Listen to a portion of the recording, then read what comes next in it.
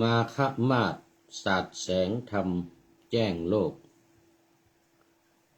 พุทโธวาทปาติโมกข์ดับโศกสันจาตุรงค์สันนิบาตองค์อาจครันเวลุวันมหาวิหารสืบสารมาความสำคัญวันรำลึกพระไตรรัตน์ชั่วกำจัดจิตกำจายให้สูงค่าเช้าตักบาตรฟังธรรมนำปัญญาค่ำพร้อมหน้าเวียนเทียนเพียรสุขเรืองความพิสดารว่ามหาฤทธิ์อยู่ในเมืองเวสาลีรุ่งเรืองทรงสดับเทศนาในสักกะปัญหะสูตรของพระศาสดาแล้วทรงดำริว่าพระสัมมาสัมพุทโธตรัสสมบัติของท้าวสักกะเจ้าไว้มากโขพระองค์ทรงขี้โวหรือทรงเห็นจริงหนอแลทรงรู้จักท้าวสักกะมากหรือไม่กันแน่เราจักทูลถามแลจักทราบความจากพระองค์ขอถวายความนอบน้อมแด่พระรัตนตรัยมีพระพุทธเจ้าเป็นต้นขอถวายความเคารพพระมหาเถระพระเถรานุเถระเจ้าคณะพระสังฆาธิการทั่วโลกมีพระเดชพระคุณพระธรรมเสนาบดีรองเจ้าคณะภาค7วัดพระธาตุวชุเทพเป็นต้นและขออำนวยพรแด่ท่านผู้ฟังท่านผู้ชมสาธุชนพุทธบริษัททั้งหลายมีพลตรีนเรศจิตลักษณ์เป็นต้น วันนี้ท่านนายพลเข้ามาเป็นท่านแรกเลยคืนนี้กะว่าท่านนายพลและท่านอื่นๆญาติโยมสาธุชนพุทธบริษัทคงไปวัดหรือไปเวียนเทียนไปทำบุญในวันมาฆบูชาก็เลยจัดรายการวันนี้ดึกหน่อยเกือบจะ5 ทุ่มแล้วนี่กะว่าท่านนายพลและท่านอื่นๆกลับจากวัดกับจากการไปเวียนเทียนแล้วก็ขอขอบคุณท่านนายพลที่เอาบทประพันธ์เกี่ยวกับวันวิสาขบูชามาลงไว้ในเฟซ ในเฟซเปิดอ่านทุกวันท่านนายพลอ่านเฟซของท่านนายพลทุกวันแล้วก็เขียนเอาบทประพันธ์ต่างๆที่ท่านนายพลได้นำมาลงไว้ประกอบกับสมัยก่อนสมัยก่อนก็เขียนไว้เยอะแต่ว่าไม่ได้เอามาด้วยอันนี้ดีได้มาเห็นซ้ำอีกจาก Facebook ของท่านนายพล และขอโมทนาขอบคุณมากแล้วต่อไปก็จะได้นำออกอากาศ สืบทอดเป็นนี่เขาเรียกว่าป่าหน้าธรรมะป่าหน้าธรรมะทุกครั้งเวลาจัดรายการหลายรายการก็ขออนุญาตท่านนายพลไว้เราก็ตามมาด้วยท่านอาจารย์ธีรวุฒิกันเกต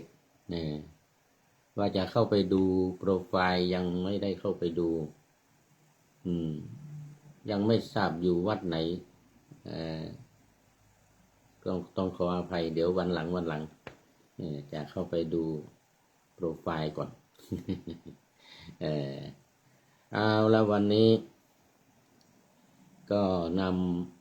ำรายการขึ้นต้นรายการเป็นเรื่องเกี่ยวกับวันมาฆบูชาที่วัดพระธาตุดอยสุเทพเยอรมันวันนี้ยังไม่มีกิจกรรมอะไรแต่มีคุณโยมมาถวายสังฆทานอยู่1 ท่าน วันนี้คุณโยมออฟแอปโยมออฟแอปมาถวายสังฆทานเนื่องในวัน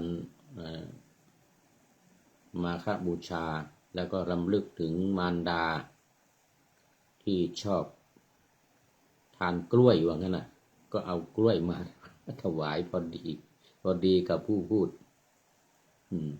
กินกล้วยอยู่ทุกวันก็เล่าใ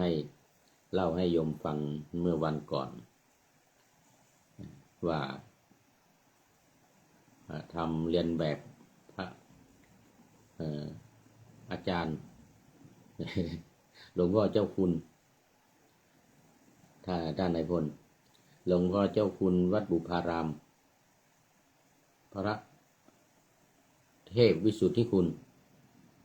อดีตเจ้าคณะจังหวัดเชียงใหม่อดีตอาจารย์ของผู้พูดเนี่ยที่สำนักเรียนวัดบุพาราม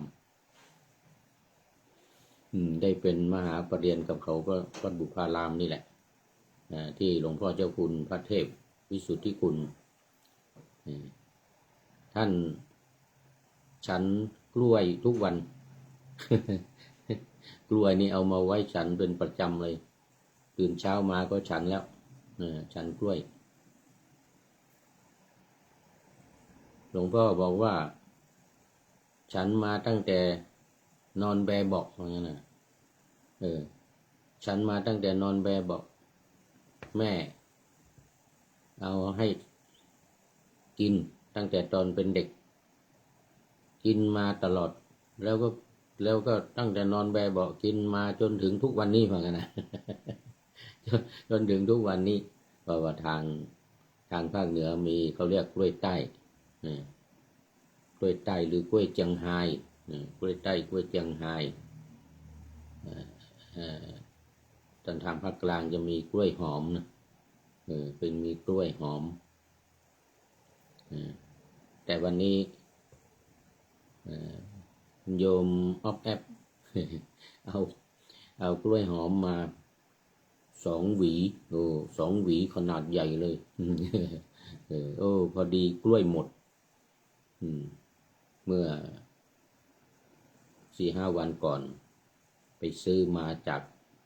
ตลาด วัดสร้อยทองครับโอ้สาธุครับผมวัดสร้อยทองท่านอาจารย์ธีรวุฒิกันเกตวัดสร้อยทองโอ้ขอบคุณมากวัดสร้อยทองผมเคยไปพักด้วยวัดสร้อยทองโอ้นี่วันก่อนมีรูปหนึ่งวันก่อนก็ยังคุยกันถึงเรื่องอาจารย์มหาไพวันคุณโยมเกษลาสว่างวงศ์สาธุเจริญพรคุณโยมเกษลาสว่างวงศ์ นานแล้วนี่นานแล้วนี่ไม่ได้เข้ามานี่หลายเดือนหลายปีหลายปีดีใจมากพูดถึงวัดสร้อยทองอาจารย์พระมหาเทวันหรืออะไรปรริยนธรรม9 ประโยค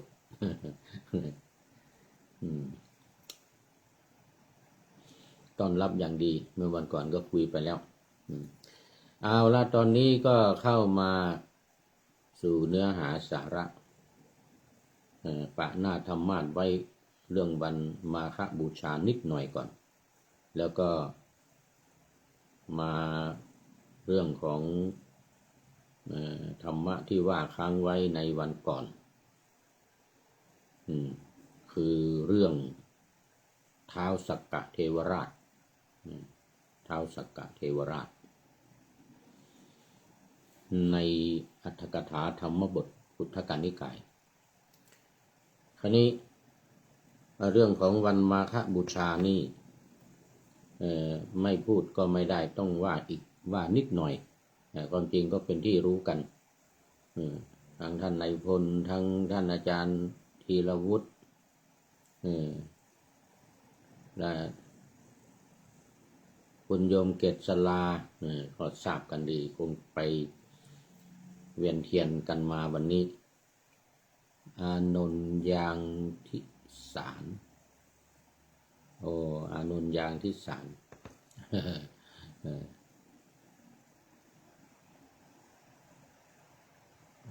ขอใครโทรเข้ามาตอนนี้กำลังจัดรายการเดี๋ยวจะโทรกลับ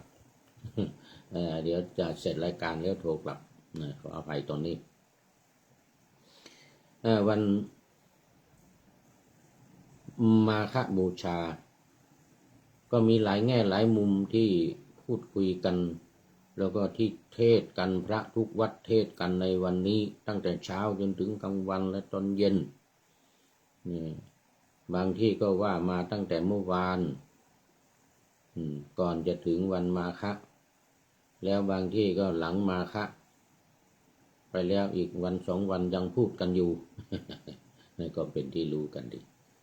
แต่ก็มีบางแง่ที่เราไม่ค่อยได้คุยกันที่ว่าบางแง่นี้ก็คือเรื่องการมาประชุมกันโดยมิได้นัดหมายนี่ในแง่นี้พูดกันมาตลอดแล้วก็เข้าใจผิดกันมาตลอดนะคืออย่างนี้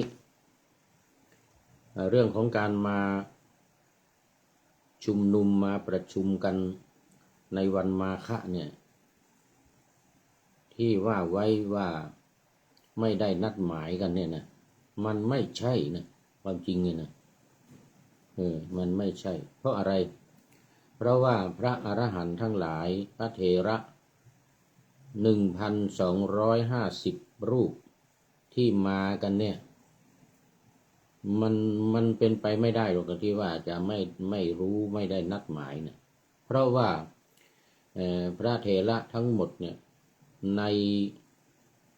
ในองค์สี่ที่ว่า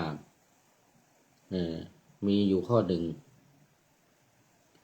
ว่าเป็นพระอรหันต์ได้ปฏิสัมภิทาปฏิสัมภิทาญาณได้วิชชา6วิชชา8วิชชา3อะไรกันหมดเนี่ยทุกรูปเนี่ยเป็นพระที่พระพุทธองค์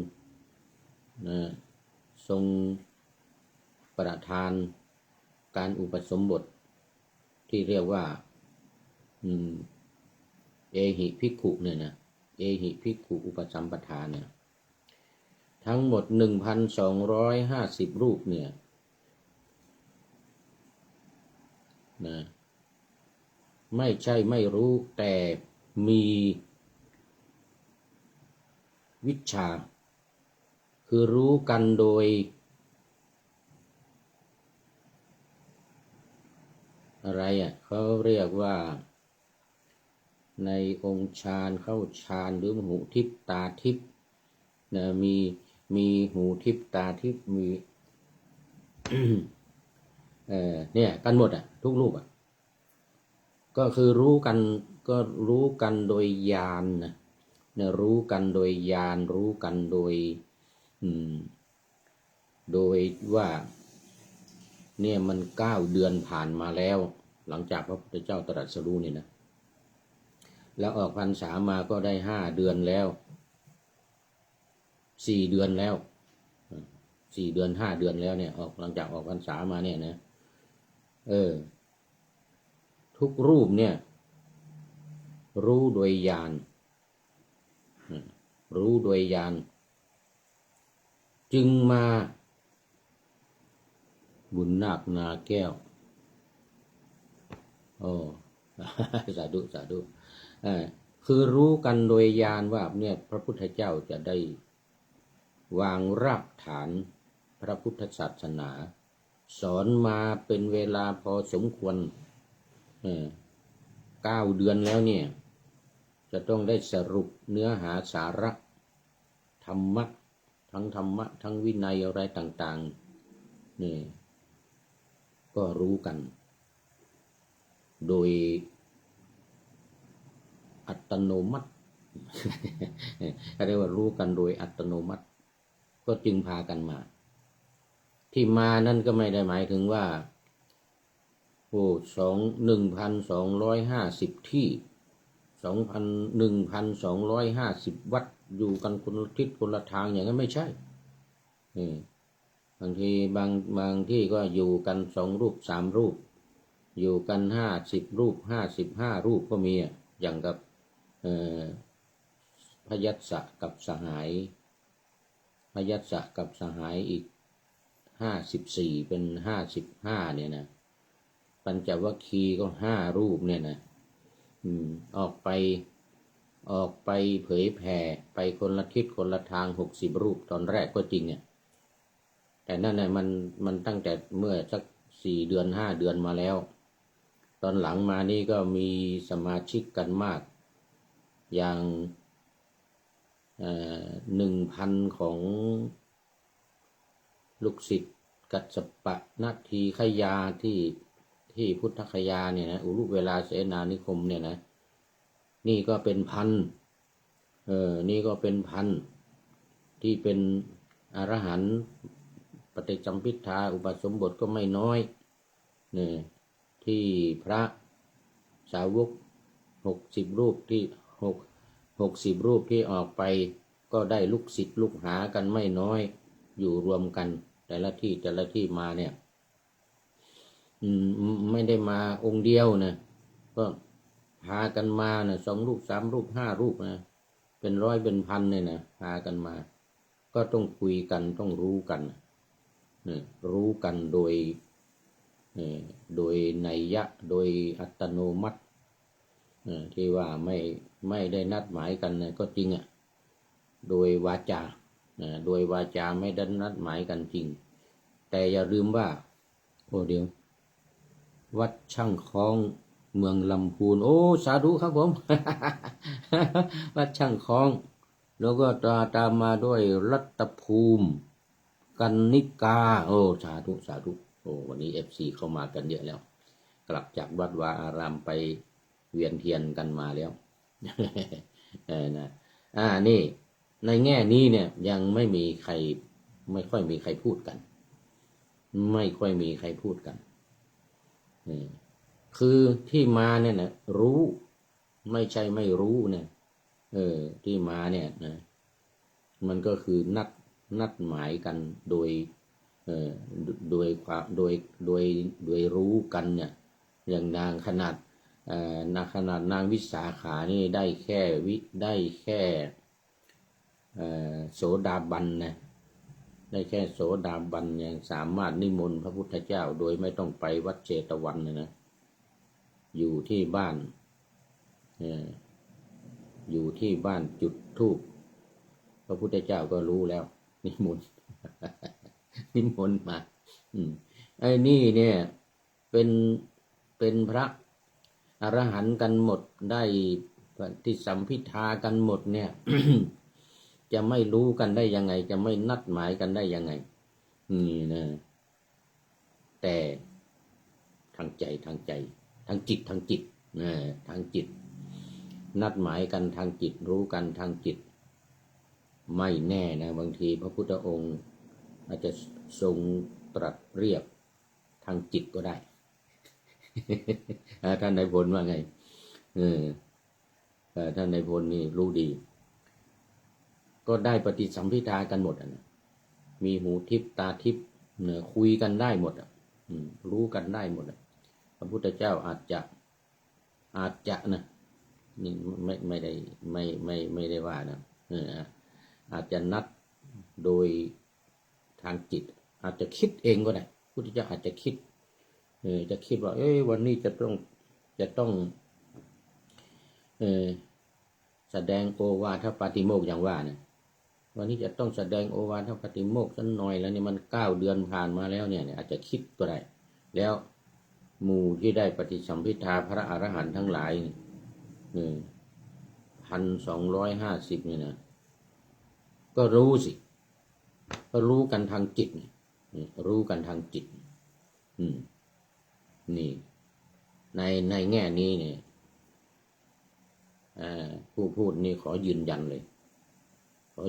ยว่านัดหมายกันมาแล้วนี่พระพุทธเจ้ามีประสงค์จะแสดงโอวาทปาติโมกข์หลักการ3อุดมการณ์4วิธีการ6เตรียมไว้แล้วพระพุทธเจ้าเตรียมไว้แล้วอาจจะวันนี้แหละอาจจะวันมาฆบูชานี่แหละตอนเช้าตี 4เสด็จเนี่ยประทับเดินจงกรมแล้วก็ตรวจดูสัตว์โลกแล้วก็รู้ตอนตรวจดูสัตว์โลก1,250 องค์นี้ต้องเข้ามาในข่ายคือวิญญาณของพระพุทธเจ้าแล้วว่าวันนี้จะต้องได้แสดงโอวาทปาติโมกข์บูมวรัญยูบูมวรัญยูโอ้สาธุโยมบูมวรัญยูFC ตัวจริงมาแล้วเนนน้อยวัดป่าแดงมหาวิหารโอ้คงจะเวียนเทียนอะไรกันเรียบร้อยแล้วนะตอนนี้พระเดชพระคุณหลวงพ่อพระครูโคสิทธิ์ปริยัตยาภรณ์คงสบายดีเนาะญาติโยมวัดป่าแดงมหาวิหารวันนี้มาชุมนุมกันที่วัดเวียนเทียนอะไรเรียบร้อยโมทนาขอบคุณมากครับสามเณรน้อยวัดป่าแดงสามเณรน้อยสังเหลือเนรน้อยสังเหลือวัดป่าแดงเอาละพอหอมปากหอมคอเรื่องของมาฆบูชาเอาอย่างอื่นก็พูดกันหมดไปแล้วทบทวนบทประพันธ์ของท่านนายพลอีกหน่อยมาฆมาศสาดแสงทำแจ้งโลกพุทโธวาทปาติโมกข์ดับโศกสันจาตุรงคสันนิบาตองค์อาจครันเวลุวันมหาวิหารสืบสารมาสารนิศาสนะนะศาสนาความสำคัญวันรำลึกพระไตรลักษณ์ชั่วกำจัดจิตกำจายให้สูงค่าเช้าตักบาตรฟังธรรมนำปัญญาค่ำพร้อมหน้าเวียนเทียนเพียรสุขเทินนี่ก็เอาเรื่องนี้ไว้แค่นี้ก่อนเอามาสู่เนื้อหาของท้าวสักกะว่าค้างไว้เมื่อวันก่อนมาถึงตอนที่สาเหตุต้นเหตุของท้าวสักกะที่ได้ชื่อต่างๆที่ว่าไว้เมื่อวานนะท้าวสุชัมบ้างท้าวมัคควานบ้างท้าวอะไรโกสีท้าวอะไรอีกสักกะพญาอินอะไรเยอะแยะท้าวคราวนี้เจ้ามหาลิเจ้าฤทธิ์ชวีเจ้า มหาลินี่นะในเมืองเวสาลีเนี่ยนะเมืองเวสาลีเนี่ยมหาลิมหานามก็เป็นที่รู้จักกันดีมหาลิมหานามมหาลินี่ไปเรียนจากตักกศิลาพร้อมกันกับพันธุระเสนาบดีแล้วก็อะไรอีกพระองค์หนึ่งที่เมืองกุสินารา กษัตริย์พระเจ้าแผ่นดินเมืองกุสินาราเนี่ยนะกลับมาแล้ว ตอนหลังมานี่ก็สายตาเสียพระครูปัญญาสังฆการ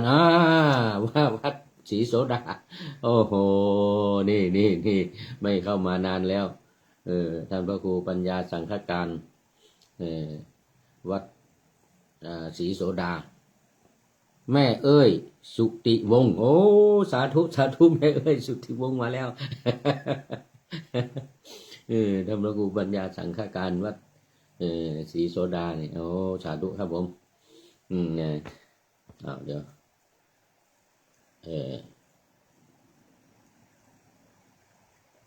มหาลิพูดถึงมหาลิมหาลิมหานามเนี่ยที่เป็นเพื่อนกันกับพันธุระเสนาบดี3 คนเนี่ยไปเรียนตักกศิลากลับมาแล้วมหาลินี่ตาเสียสายตาเนี่ยแต่รู้หมดรู้ฝีมือของพันธุระเสนาบดีที่ห้ามราชกุมาร32 คนเมืองไวสาลีนะอย่าตามไปว่างั้นนะเดี๋ยวมหาลิเดี๋ยวพันธุระเสนาบดีเนี่ยยิงลูกศรมาตายหมดนะว่างั้นนะรู้แล้วก็ห้ามแต่ไม่ฟังหรอก32 คนไม่ฟังหรอกตามออกเมืองไปเพราะว่าพันธุระเสนาบดีเอาปัญญามาอาบน้ำแล้วก็ฟันรั้วฟันรั้วของนั่นน่ะสระน้ำศักดิ์สิทธิ์เสร็จแล้วก็ออกไป32 คนตามไปโดนพันธุราชเสนาบดียิงลูกศรลูกเดียวเจาะเข้าหน้าอกตั้งแต่คนที่1ถึงสุดท้าย32 คนตายหมดห้ามแล้วไม่ฟังหาลิห้ามแล้วไม่ฟังแม่เอ้ยชุติวงศ์มหาลิห้ามแล้วไม่ฟังนี่แต่ยังแนะนำอีกนะบอกว่าถ้าไปก็ให้ไปกันเป็นหน้ากระดานอย่าไปกันเป็นแถวตรงนี้นะอย่าไปกันเป็นแถวเพราะว่ามหาพันธุราชเสนาบดียิงมามันก็จะได้ตายคนเดียวกันถ้าไปเมื่อนั้นก็ตายคนเดียวไอ้นี่32 คนแต่ว่าพอดีพอม้าวิ่งไปเนี่ยนะม้าวิ่งไปมันบางตัวก็แรงบางตัวก็เหนื่อยบางตัวก็วิ่งช้าบางตัวก็วิ่งเร็วจังไปไอตัวช้าก็ตามหลังก็ตรงกันเป็นแถวมหาลิเดียวพันธุราชเสนาบดีสั่งเมียว่าถ้าแถวตรงกันให้บอกนะว่างั้นนะ พอแถวตรงกันปุ๊บตรงแล้วเมียบอกตรงแล้วน้องก็หยุดรถก็โกงธนูยิงชุบตั้งแต่คนแรกถึงคนสุดท้ายพวกนั้นยังไม่รู้ว่าตัวเองตายลูกศรทะลุไปคนสุดท้ายนู่นแล้วพันธุราชเสนาบดีบอกว่าพวกท่านตายแล้วนะตะโกนลงรถมาอย่าตามมาเหมือนกันอย่าตามมาพวกท่านตายหมดแล้วเนี่ยใส่ท่านไหนคนหมู่นั้นไม่เชื่อเหรอไม่เชื่อไม่เชื่อก็ลองถอดไอ้เกราะที่ใส่ออกที่ว่านะเกราะเหล็กนะเกราะเหล็กใส่ตัวหมดเลยนะยังเจาะทั้งเหล็กเจาะทั้งคนมา32 คนถึงสุดท้ายมันนะเดี๋ยว เอางั้นเอาให้อย่าถอดถ้าถอดแล้วก็ตายเหมือนกันนะให้กลับไปบอกให้กลับไปบอกไปลาพระปริยุรวงศาญาติทั้งหลายในเมืองไวสาลีไม่เชื่อไม่เชื่อลองดูเหมือนกันคนสุดท้ายเอาคนสุดท้ายลองดูแกะเสื้อออกก็น้องตายตกหลังม้าตายเอาดูไปดูมาหมดเวลาวันนี้ มัวมัวมัวโอเอวิหารลายหมดเวลาแม่ชุติวงศ์ก็เป็นท่านสุดท้ายในรายการวันนี้เอาไว้แค่นี้ก่อนเดี๋ยวค่อยมาเล่าต่อวันพรุ่งนี้อีกขอนำรายการธรรมะทัดไปก่อนแล้วจะย้อนมาใหม่ในวันหลังเพื่อให้ท่านทั้งหลายได้รับฟัง